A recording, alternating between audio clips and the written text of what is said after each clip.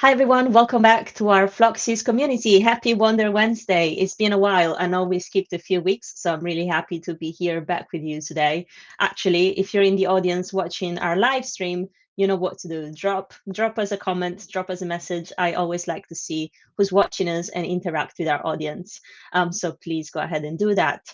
As per usual, I'm just about to show you our metaverse, which is where we host our live streams from. And if this is your first time here, we're Floxies, an international community for women in UX UI design and Webflow development. And we gather together every week, or we try to do these events every week, every Wednesday, here in our space where we host incredible events for our community members, inviting talented guest speakers from either the design or the Webflow space. So without further ado, let me get to it. So this is our gather. Let me just move myself out of the way. Here we go. So just as promised, it's a very cute little pixelated virtual office that we use in the community to hang out, host events, and work together. So let me get to our auditorium. Here we go. So, hello. Happy Wonder Wednesday, everyone. I was just welcoming the audience on YouTube and LinkedIn, and I'm super happy to see our Floxies here in our gather. And welcome, Stephanie, our special guest today. Hello. Oh, it's so I good still have the to hot have you tea. here. Yes, please. It's mandatory to have a hot drink when you come and speak at Floxies, especially in the winter time. We want you to feel cozy. We want you to feel warm. So you're in a safe space here.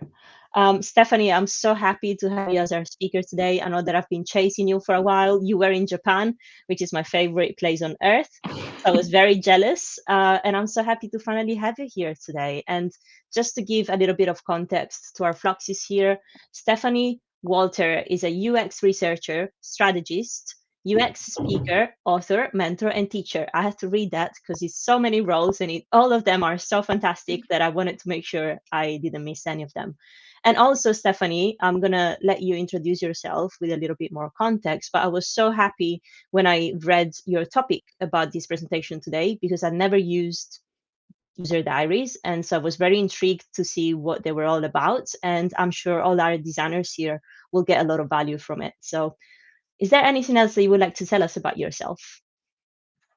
Yes, so what can I say? It's cold. I'm from Luxembourg and it's currently, let me check, 5 degrees, I think. So Oof. very, very cool, very, very nighty. And yeah, I'm a UX researcher. I mostly specialize in enterprise UX, which means I work with clients for internal users or users who will work on a daily basis with the tools I design. So that's kind of my specialty. So banks mostly at the moment because Luxembourg, but like I used to work in the automotive industry, things like that. So I used to work for crane monitoring systems. So very specific niche interfaces for people who work on a daily basis with. Were you always a designer or did you transition from a different type of career?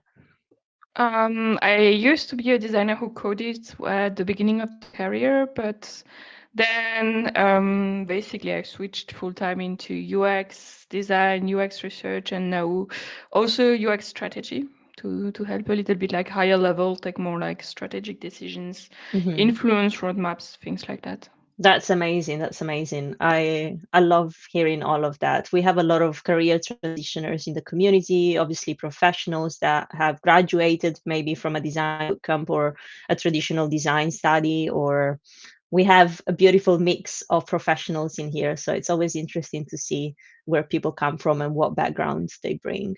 So I'm gonna pull up your slides that I can see here. There you go. Beautiful. Did you make the illustration? No, I Oh, paid for it.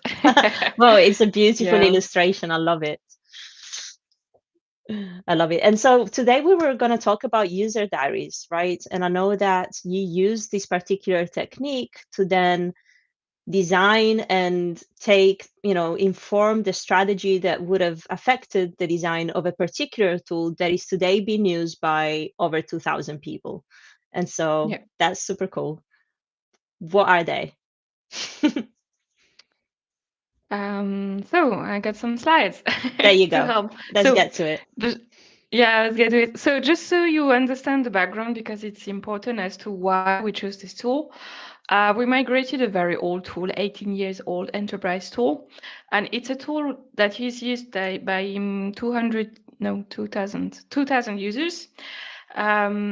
It's kind of, it's hard to explain. It's very niche, but you need to kind of imagine that as a project management tool. So the bank is giving up loans. It's just like, since it's a European bank, we give loans to whole countries. So the loans are bigger. You cannot go and as a person, I think. But yeah, like big loans, but the idea is the same. You need to do a project. You need to convince them that you require the money, all of that. And this is kind of a big tool to follow the whole process of creating the loan, disbursing, reimbursing, all of that. And so we had in the old tool 400 pages, and we were like, okay, how do we migrate that? So we started by checking data and doing a lot of quantitative studies, qualitative studies. And eventually, once we started having a couple of screens that we wanted to have, we started having a beta version. So with this beta version, we went into usability testing. The very specific thing with this tool is you can do a lot of things. So it's very hard to do kind of a test script and say, okay, first do this task and this task and this task. So when we went into usability testing session, one-to-one session, 1 hour with users, we were like, okay, the main task is today, please try to do whatever you need with this beta version of the new tool. And yeah, that's basically it. So we went into like observing users work, but instead of working with the old tool, they would work with the new tool. And you have to imagine that this were like 1 hour usability sessions. Super interested, gathered a lot of data. The issue is the diversity of the task a user can carry out during a day or a week with this tool is tremendous. And like 1 hour testing would not cover it. And like a lot of people were explaining, okay, so today I need to do that with the tool, but tomorrow I might do that.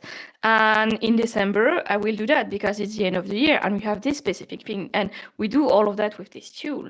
So we were like, okay, we cannot like shadow user 24 hours a day. Would love to, but we can't. So is there kind of a That's called method that would kidnapping. let us like, no, it's shadowing, but it's more like stalking than Yeah, kidnapping. yeah, It's like we kidnap. would not Yeah, like stalking. kidnap them. We Yeah. just stalking. But yeah, so we didn't want to stalk the users, and we can't. So we were like, okay, we need a method that would be like self-reported, so that the people can like report themselves what they're doing, and that would let us collect data, but over a period of time. Because the people were saying like, okay, today I do that, tomorrow I might do that, another day I will do something else. So it was very hard to predict which tasks they would be doing. And this is where I was like, well, I remember we have a method like that. It's called user diary studies. So if you don't know what a user diary study is, I try to kind of write a short description. So it's a self-reporting research method that lets us, so the researcher, evaluate the experience of a group of users with a product or a service over time.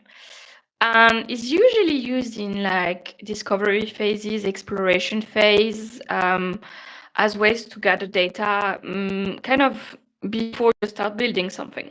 But in our case, we wanted data in the evaluation phase. We wanted to know how was it going when they were using the tool. So we decided to use that in evaluation phase. And what does it look like? Well, it's kind of implied in the name. It's a diary. So diaries are not for just for teenagers who would log things, but it's kind of the same exact idea. You ask participants to log into a diary book, and I will come back on the what does it look like, what tool can you use. You ask them to log things depending on your user research goals. So actions, experience, behavior, activity, thoughts, habits, whatever you basically need to discover. It really depends like the form on the type of study you want to do, but usually you want text, but maybe you can ask them for pictures, you can ask them for videos. Like some people do diary studying in ethnographical environments where they ask people to like record small small voice sample, like a vlog or something. So the format is very, very open.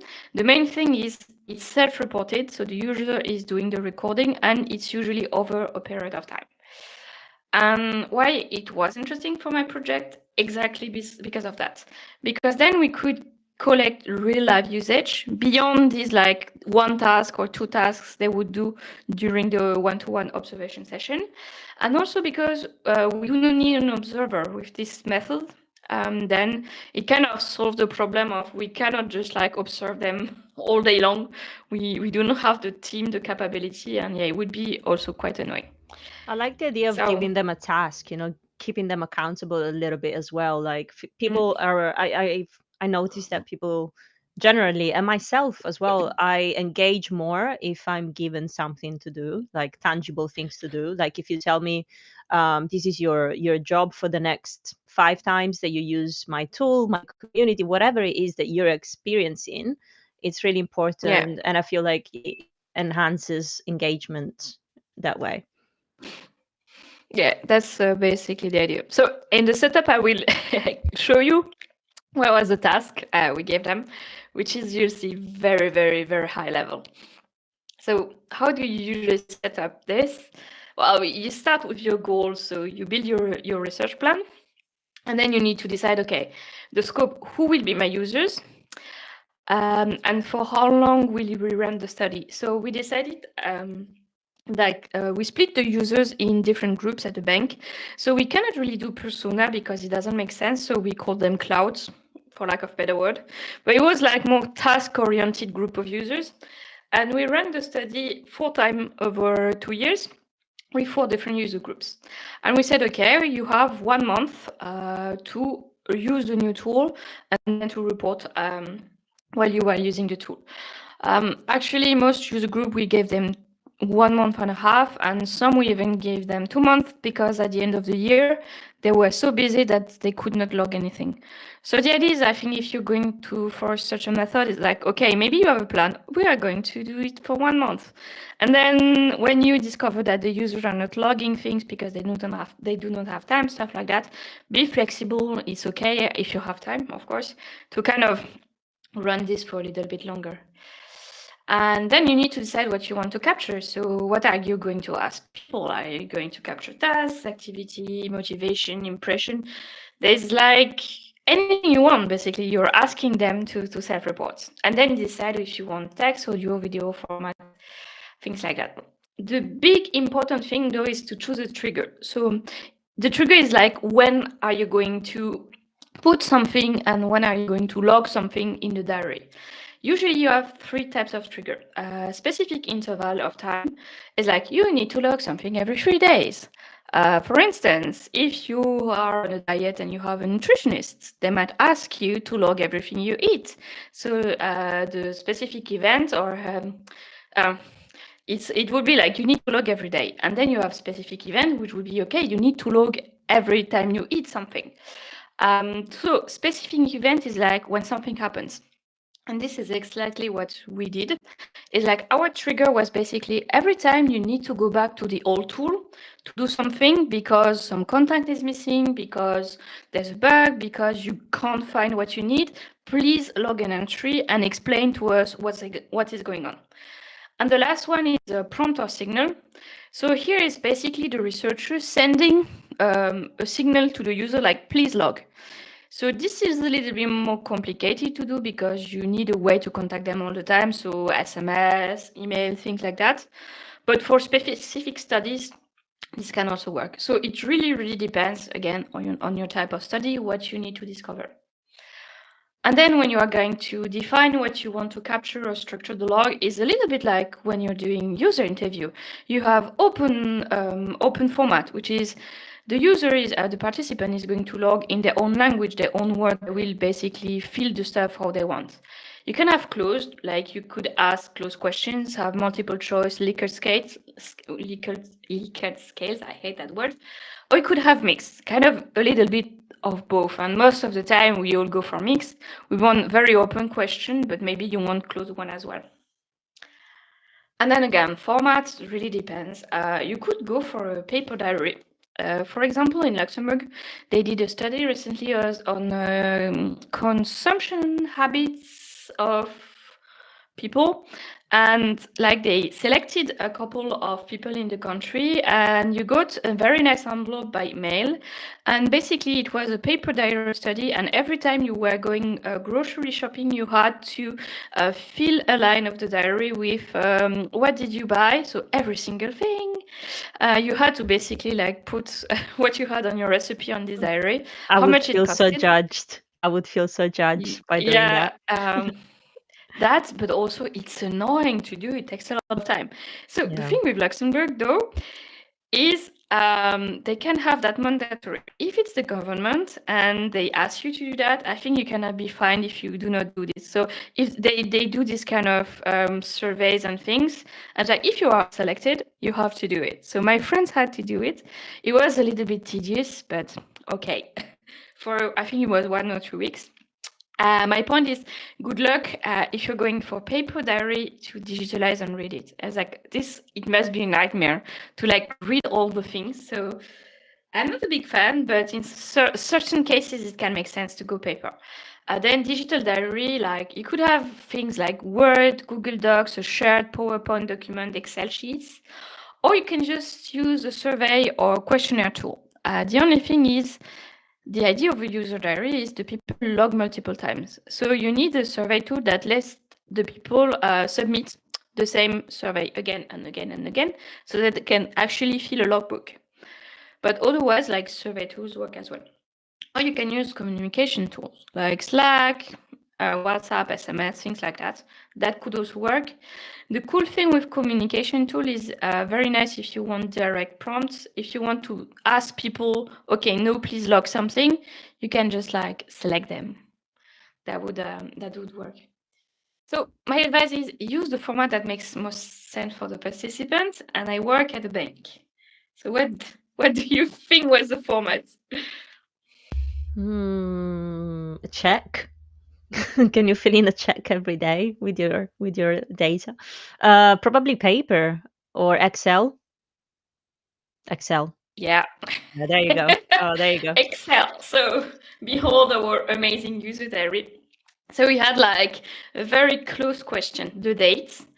Then we have an open question. What task were you trying to accomplish to understand what they were doing?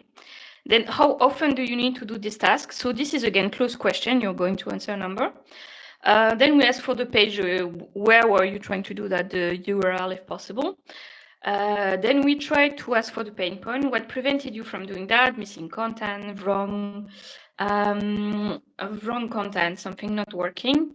And then we had some wishful thinking a little bit to have something open, say, okay, how might we improve that, make it better for the future? And like basically they would log every time something would happen that would stop them from doing their work and they needed to go back to the old interface, they would add an entry. And then we would collect that after 1 month and a half or something like that. So my advice is also have an instruction page if you're going to have a diary where we explain, okay, how do you log, for how long, what to log, and then if you have issues or anything, the contact person, and how or when will we get those back. Stephanie, This is is it important possible to because zoom in a little bit on this page? Or I can do it. I can do it actually. It's we fine. I don't just do did it. we, Don't worry, don't worry. I did it. I did it for the stream. There I'm you go. mostly like explaining what's on my screen, but Yeah, like, no, yeah, it's fine. It's basically fine. I got it. Yeah. re-explaining. And the thing is, this is just a reminder, when we were launching the diary, we were already explaining that to them. So it's just kind of a reminder of what is explained during the amazing meeting that we did before that. One thing I would advise you to do is, and that's for diary study, but it's for most UX research studies, don't forget to test your studies, which means find a couple of colleagues, run a pilot. You do not care about the results, but you want to check you do not have typos, you want to check that the question you ask are clear, that the Excel sheet is working, things like that. So yeah, run a pilot, doesn't need to take a lot of time. The pilot doesn't need to be a whole month, but just like give the diary to a couple of colleagues and ask them to fill it and to give their feedback just to make sure that it's going to be clear for the users. Then we conducted the study. So I won't talk too much about recruitment because we could do 3 hours on that. You need to be aware of a couple of things where if you're going to use user diary studies. It takes more time for the participants. So be super clear about the commitment. Tell them we will ask you to log every week, or you will maybe need to log every day, or like if you want people to participate, you want to make sure that they know the rules at the beginning. Otherwise, you will have people who say, I'll participate, and then they discover they have to do that for a month and they don't want to do it anymore. So be really transparent about the commitment level. And then bigger commitment often means bigger compensation. If you're working in B2C, where you compensate your users. We do not, it's internal users, but still we were crystal clear about the commitment. Also, bigger time, bigger commitment means you might have more dropouts. So you might want to recruit more people to balance the ones who will drop out in the middle of the study. So that's basically it for recruitment. And then, like most studies, you do kick-off onboarding sessions where you're going to explain to the users how does it work, present the context, explain again how long, explain your trigger, basically explain them exactly what you expect from them. And don't forget, give them information about who to contact in case there's a problem. If you need specific instructions, like if you want them to record a video or something, we wanted them to take screenshots. Do not forget to explain that as well. And another cool thing you can do is maybe give an example of what do you expect? Give them an example of what's the level of like filling these things. Do you want just a couple of sentences? Do you want me to write a whole thing? So that they can understand, okay, what do I need to do exactly?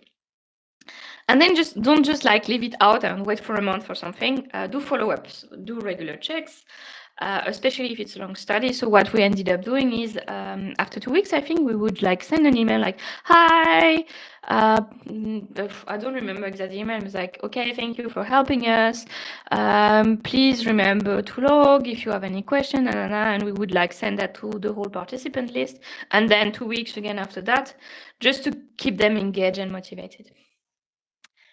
And then to get them back, what we did is like 1 week before getting them back, we send a very nice email to say, hey, we will get it back the next week. You can either send it on our own. If you forget, don't worry, we will remind you. And I would say if you can make it easy for them to get it back. So if you think about the survey I talked to you about, the study on consumption habits, it's very annoying to have to fill this survey on paper all the time, and it would be very annoying if people had to also put it in find an envelope, put the address, pay for the shipment. So what I'm saying is, like, if you're doing a paper survey, for instance, maybe what you can do, and what they actually did, is they have an envelope where there was already the address where to send it back, and it was prepaid, so that people would not have to think about what to do, and they also do not need to pay. So this is those kind of stuff. Depending on your survey, of course, you need to do something else, but like, how can you make it easy for people to get the studies back to you is also something. And then, of course, thank the participant and compensate them. So the cool thing is we got tons of data. The problem is we got tons of data. I don't remember, but I think we had 700 entries over the 4 different groups. So like 700 entries to analyze is a lot. We didn't analyze them all at the same time. You didn't have AI back then, or you did?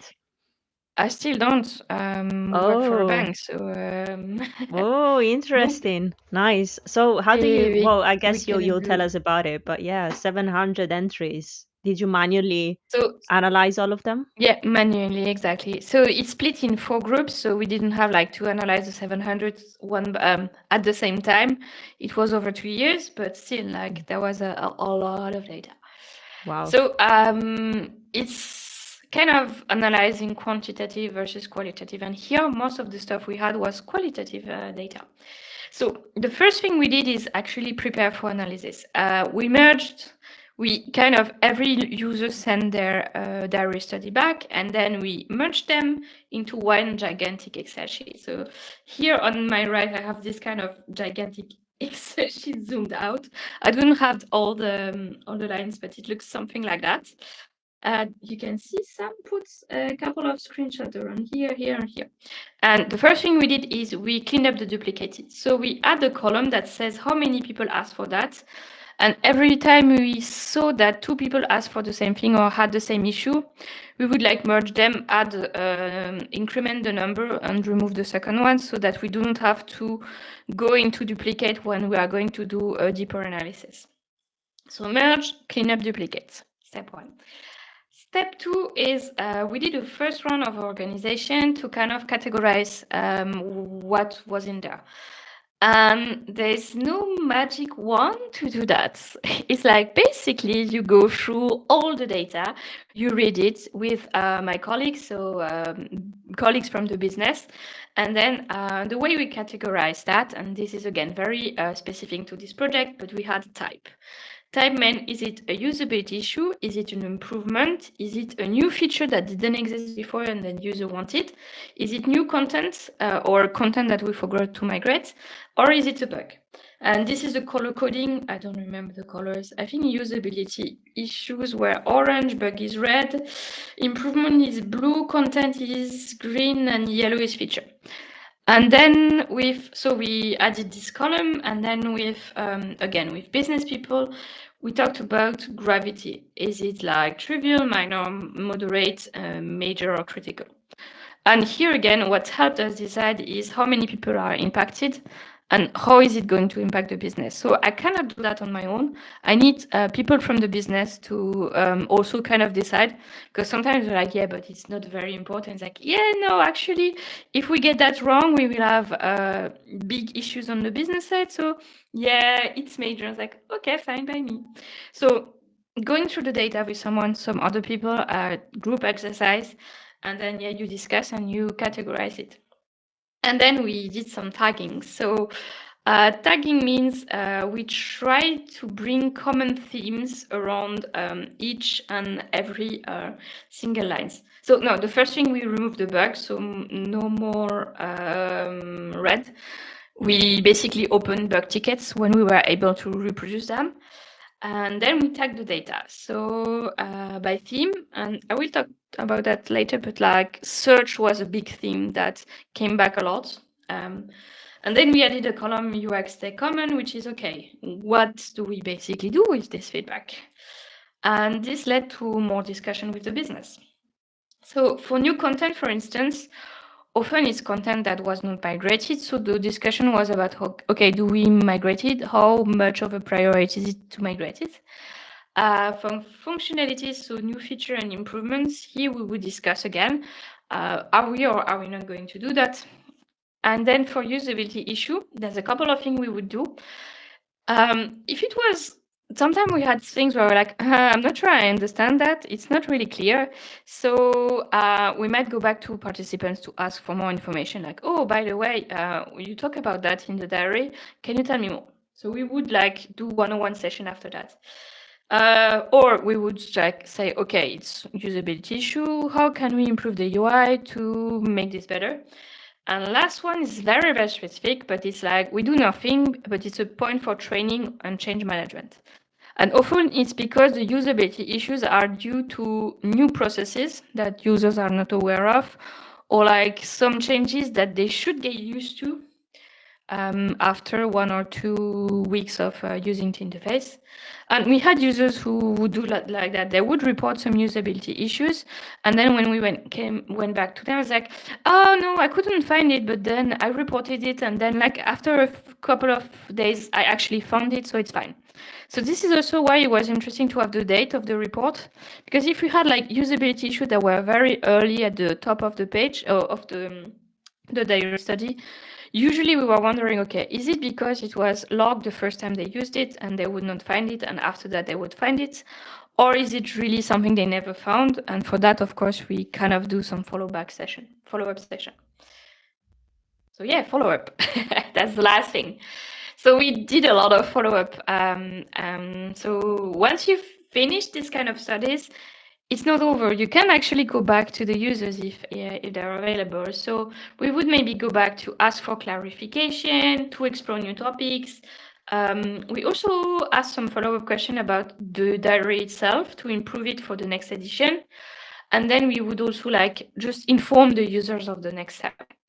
So this is the thing, is like I work in enterprise, my users are technically my colleagues, and we want to build a relationship with them. So we want to be very, very transparent. So for each session of those usability user diary studies, at the end of the session, we would do kind of an email to summarize, here are the main feedback your group gave us, the findings, our actions, what are we going to do about that? So we are not like giving them our whole backlogs, but we are kind of informing them, saying, okay, this is what we found out, this is how we will improve. And the goal is really to kind of help them understand that they took a whole month to fill this thing, but their feedback is valuable, is going to be used to improve it before we go live for the whole bank. And then, yeah, we did a couple of things, session to clarify, more detailed one-to-one session, so more like usability testing. And then, yeah, we confirmed often by email about the missing content. So in conclusion, what is the benefits and maybe limits of this method? So for me, the biggest thing is the feedback that we collected influenced directly the roadmap, and it really helped us improve the tool that was a bit in beta with those users before the final launch. And we were kind of expecting a big pushback at the launch, and people being like, we don't want to migrate. But by doing that and by improving and by also having these users like participate in it, being super clear, transparent, having a relationship, they kind of became, how can I say that, like ambassadors. So the big launch was actually really, really smooth. I think we prepared for war. We're like, okay, we need to have someone available, support all the time, just to make sure that it's smooth for 2 weeks. And we like answering email for that is top priority. And those weeks were very chill. So, so that's a good thing, actually. But like, yeah, it's a gold mine for continuous improvement. We collected data from real use cases that we could never imagine, just with usability session. Because as I said, like people do a lot of things with these tools that you cannot capture just in 1 hour. We identify specific usability issues that we solved before we went go live, and we also discovered some content that we thought was useless, but was actually missing for some users. And I think one of the biggest improvements that we had here is the search. So the search is one of those things that is super complex. How does the search engine work? And it's very hard to assess it during a usability testing session, because people cannot tell you what they expect from the search in this kind of very, how can I say, like strict and fake environment. Is something that in order to understand what you want from a search, you need to search every day, and then it's like, this search result isn't that good, or something like that. And also, the people at the bank, they use the search to find something, which makes sense, it's a search, but they also use search to build lists of things. So we have tons of filters, and they're not always interested into like actually clicking on the results, but like, okay, I want a list of every operation for Luxembourg between that year and that year for that person. And they use the search, they build a list, and they export it to Excel.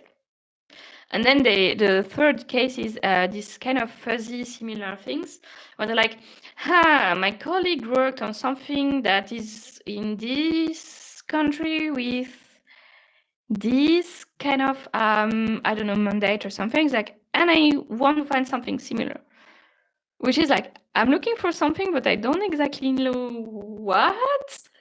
So it's three different needs. And this is very hard to assess during usability testing session. So with the search, it was very interesting because it was, when I said we tagged the data by topic, search was topic number one. It's like the topic where we had the most user feedback, and we had amazing feedback of people saying, I was looking for that, I was expecting that, but I got this, I don't like it because that. I think I should have gotten that. I was like, wow. And this helped a lot. First, it helped us refine the filters, know exactly which filters needed to be prioritized and make sure we do not forget some filters. And it also helped us refine the search results. We have this thing that is called Elasticsearch. That is a very complex thingy where you can have a lot of options, but it's basically like giving you results depending on different criteria. And by having this kind of very specific feedback from our users from real usage, we were able to really refine and have better search results that would match, okay, what do you expect when you search for that to be first, second, and like, what do we put at the bottom of the list because it's not relevant? So this is like, I think, one of the biggest examples that where user diary study really helped, and like collecting this data over time in context is really like the kind of stuff you need if you want to improve the search in this kind of super complex environment. And then, yeah, as I said, collect over time, really, really, really nice, and then real usage.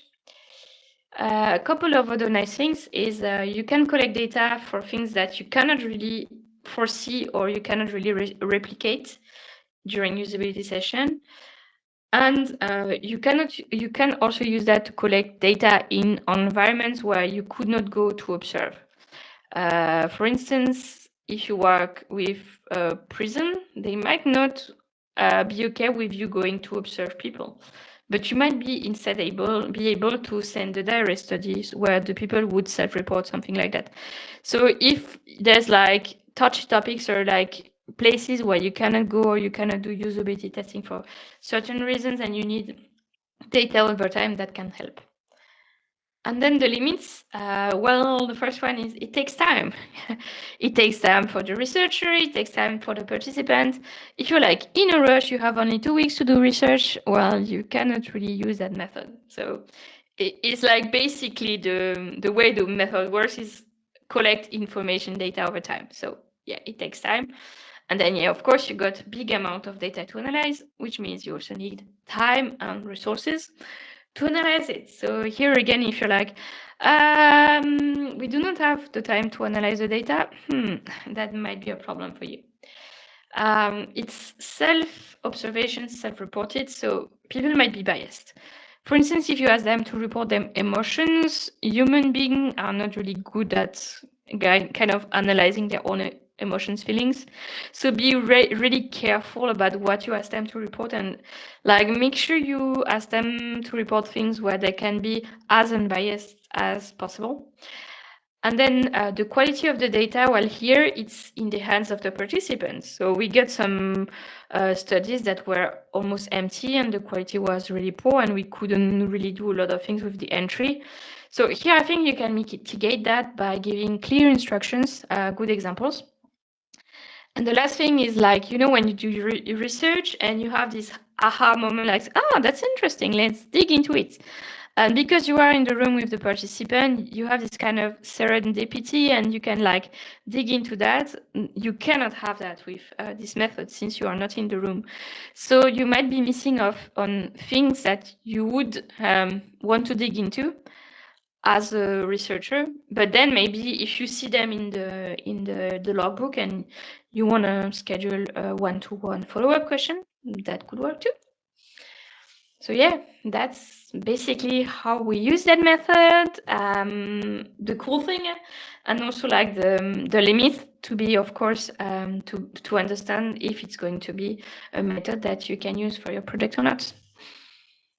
So I don't know if you have any I questions. love it. Thank you so much. We often here in this community we focus on the design aspect of things. How can we improve our design? How can we, hands-on tips and tricks on how to design better and how to a lot to do with design and developing. But I feel like we finally had a really informative session on UX research, which we didn't really have so much in depth in the past. And I came out of this session, these, 30, 40 minutes together with so much more knowledge around the matter and research. And so, yeah, thank you. That was incredible. Let's open up the floor to some Q&A here with the community. I know that we had a question in the chat, and people that are watching on YouTube and LinkedIn, this is our Q&A time. So feel free to drop your comments, your questions in the chat.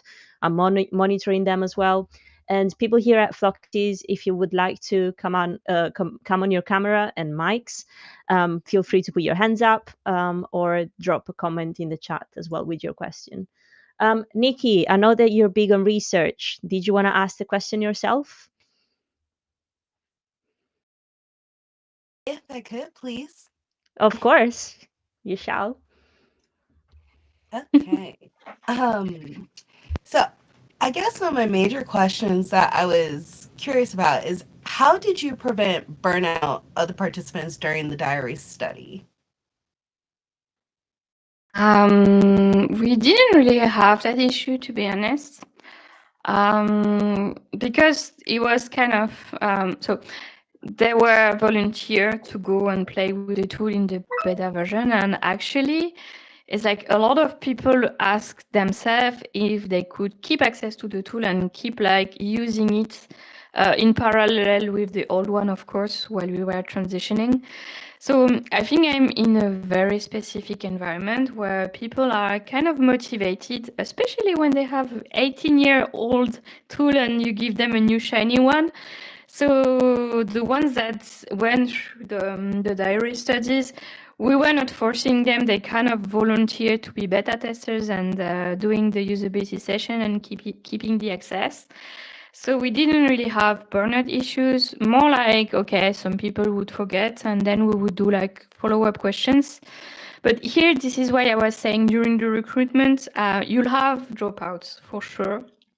So I don't think you can prevent you cannot completely prevent burnout, but you can be clear about the level of commitment, saying, look, we will ask you to record this every day for the next 40 days. And this is the level of commitment. And if you're not okay with that, then do not participate. So I would say when you're screening participants, you need to be super clear about that.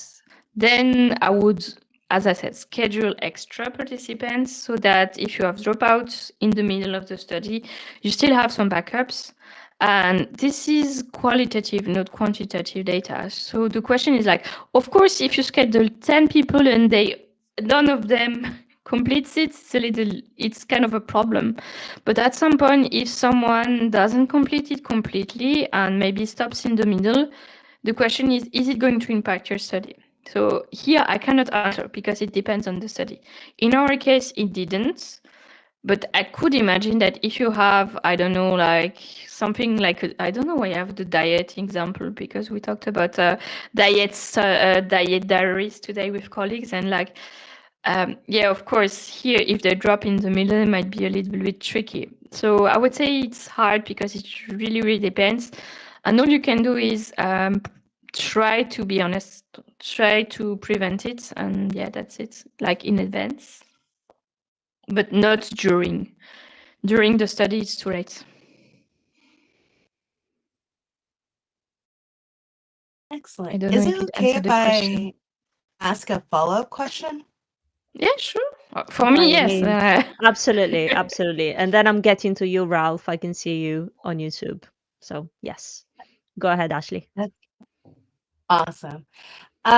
Because my follow-up question was going to be, since you said it kind of starts at the beginning, is there something, sorry, my voice is going out. Is there something similar to the Latin square that's used for usability testing that you use as a recruitment technique for the diary study?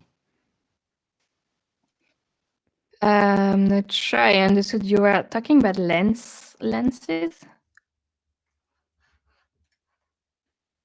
Latin square, not for basically my concern if I do a diary study is if I'm trying to recruit participants, like usability testing, there's a Latin square test where it says, okay, you need this minimum of participants based on this many questions in order to have Ah. a successful study. I was wondering if there was something similar for the diary study where it's like you got 400 people, which is awesome.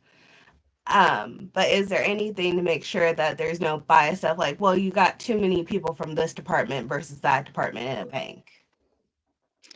Yeah, it's complicated because it's a qualitative method. So the question is, are you looking for qualitative data or do you want to turn this into quantitative data? Because if you want to turn it into quantitative data, of course, it will be tricky and you might need to do some math. And we're not using Latin Square, we are using I'm bad at numbers, but like basically to have a n of 95, something like that. But we here we were not interested into having quantitative data. So for me, it really depends on the type of study. This method is usually used more for ethnographic studies or like if you want to evaluate something to actually gather feedback. So the question um, is it going to change something if you gather the feedback from one person, from like 10% or 500%? Because at the end of the day, what you want is qualitative data, not quantitative data. And you want to avoid, how can I say that? You want to avoid playing this game where you're like, yeah, but only 10 people asked for that, so we're not going to do that. Because we had this issue is like, and we had business who had to basically be the one saying, no, we're not going to do that. It's like, if you have one person doing one feedback and this feedback is if we keep it like that, we will have issues later on, like legal issues or something like that. And there's only one person reporting it versus 10% having a small issue with navigation. If you go quant, you're like, okay, we fixed the navigation, but this is not quantitative. This is qual. And like, how is it going to impact the business and the users at the end of the day? So I'm sorry, I'm tired today. I don't know if I expressed this in a good way, but it's like you cannot never have something that is not biased, whether it's numbers, whether it's the users. So you can try to write the question in an unbiased way and things like that, but there's no like magical number of users that are going to be perfect for your study. It really also depends on what type of study and what you want to learn. So I don't think there's a Latin square number. I can check. Maybe someone went into, okay, if you really want to do quantitative data with diary study, here is the number, but I don't think so. Thank you for all that information. It did help and it clarified it's that balancing act. You know, it's mixed method, it's qualitative, it's quantitative, because you're asking for maybe rankings, but also you're asking for feedback, which turns into qualitative. So I appreciate Mm. it.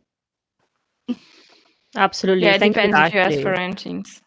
And It's I like the think closed I'll, question we sorry, had. Yeah, Stephanie. Yeah, sorry, sorry. just we didn't really ask for ranking. Like the closed question was, how often do you do that to understand impact? But yeah, I understand because I said Likert scale. So I think if you put Likert scale, things like that in your study, yeah, you need more participants to have it statistically correct. But yeah, And I want to you were get saying. back to Ashley because I know that she's had a ton of experience running user testing, user research in the past few months. So I think this event is particularly going to help you out, um, understanding a little bit more on, I don't know, I know that we chatted about, and I think I don't know whether you'll be doing more of that user research, but I think you're going to get a ton of value from this today. Obviously, I'm also checking the chat, and if anyone else here has got any other questions, feel free to either show me, putting your hand up like that, or put it in the chat and I'll call you out. But going back to the YouTube, we have a question from Ralph Collar, and They say applying user diary studies to search UX. What would be the earliest point from your experience to apply that study approach when a new search solution is created? Early on, in alpha, beta, or stable? I don't know what is your alpha, your beta, or your stable. Because I think my definition of beta is not the same as you. So I would say you have two possibilities.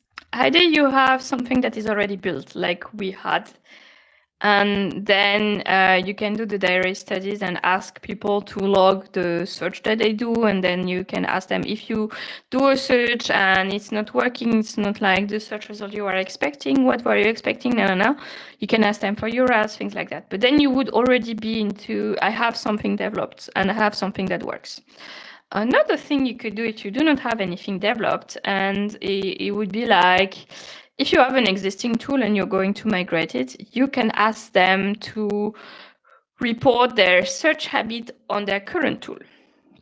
Saying, okay, what do you do today? Okay, like every time you search something with this tool, please log and tell us, like, okay, was this search result satisfactory? Was it what you were expecting? Something like that. So I think there would be, like, depending on where you are on the project, two ways of doing that. More like discovery phase earlier, and then you ask them about their current habits, or you already have something and then you can ask them about, like, how is it working today. The problem is, if you do not have anything today, an old version, and you do not have anything new, that might be a little bit tricky. Then it depends on your project. If you're working on a B2C project, like, I don't know, e-commerce website, you could ask them to do that for the search on other e-commerce websites, whether it's competitors or things that work the same way as you do. So it really, really depends on what do you have, and then I think you can adapt it. Awesome. I hope it answered the question. Thank you so much, Stephanie. And Ralph, yes, let us know if that was helpful. I want to go back to a question that I saw from Ashley in the chat, because it was a practical question when you were talking about the Excel. Let me find it. How do you prevent people from accidentally erasing someone else's answer? Did you make separate spreadsheets for each participant? Yeah. So yes and no. We are debating that at the moment, actually. For 3 of the studies, they had the Excel sheet on their desktop, so locally, so they could, of course, erase their own entries, but that's basically it, but they are their own thing. I like this approach because you avoid this bias where if you ask multiple people to report on the same sheet, they will think the other people will do. You know, when you are doing like group work at school and you have 2 people who work and 3 who look and hope the 2 people who work will do the work. So for one user group, we actually hosted the Excel sheet on Teams. So technically a SharePoint, so online, and they had this sheet shared. And here we had a history. So if something was vanishing, like if someone would come say, wait a minute, where did my entry go? They can check the history. Also, we work with human beings and they're kind of like trusting each other not to do that. So I think most of the time, if this happened, at least in here, it was a mistake. I would say otherwise, if you want to make sure that they cannot erase each other's things and you still want something online because you want to collect the data while you're doing the research and not at the end like we did, you could have a form survey. Like, for instance, you could have a Google form that would fill an Excel sheet, which would mean the Excel sheet is on your side, but then the user would have the Google form and you ask them to fill the form every time they want to log something. That could work too. So yeah, so we do not have that many issues with people erasing other people. But again, I work at the bank, they're all colleagues, they're all respectful. So if something gets erased, most of the time it's a mistake. It happened to me on other sheets, and then history, you check what was happening and you bring it back. Yeah, I wonder if you can use any other tools like Notion or Google Sheets but as you were saying in your slides, it's down to your participants, what kind of tool are they most comfortable using or more used to be using Yeah. in their day to day because it's something they have to use quite regularly. So that's really interesting. I also shared Stephanie's LinkedIn both on the stream and in our chat. So I do encourage you all to go ahead and connect with her. If you're lucky, I'm still trying to connect with her. I'm still pending. Uh, You Stephanie- cannot. You need to follow me. The connection is not open. It's also not working. I'm Uh, joking. I'm joking like there. I don't think. Yeah, I have no notifications. Giant mess. LinkedIn at the moment. I don't know. It's- Trust me, I hear you. My inbox on LinkedIn is a disgrace. So I hear you. It's fine. It's fine. It's all good. But I truly loved your event here with us today. It was such an honor to have you as a speaker at last, and I hope you did enjoy spending a little bit of time with our Floxies community. Yeah, it was a lot of fun. Thanks for the awesome questions. Absolutely. If you would like to hang out with us a little bit more, I'm sure we'll have more coming. And actually, if anyone here thinks of a follow-up question or something they would like to ask in the future, feel free to again connect with Stephanie or send them to me, and I'll email them to her. So just one way or another, we'll get you some value back. Tori says thanks for the great event. Tori, it's such a pleasure to have you here today with us. So yeah, I guess we're at time. So thank you so much one more time, Stephanie. I hope you have a fantastic evening. And all the Fluxies here, I will see you in our Discord. And to the audience, I'll see you on our next Wonder Wednesday. Yeah, Take care, on the everyone. Discord if you have more questions. Actually, Yes, that on Discord, absolutely. I'm just like lurking because I don't have time to ask and participate. But yeah, if you have questions, just send me a DM on Discord. That works too. I love that so much. Stephanie, have a great night. Take care, and I'll see you very soon. Yeah, bye bye. Bye, everyone.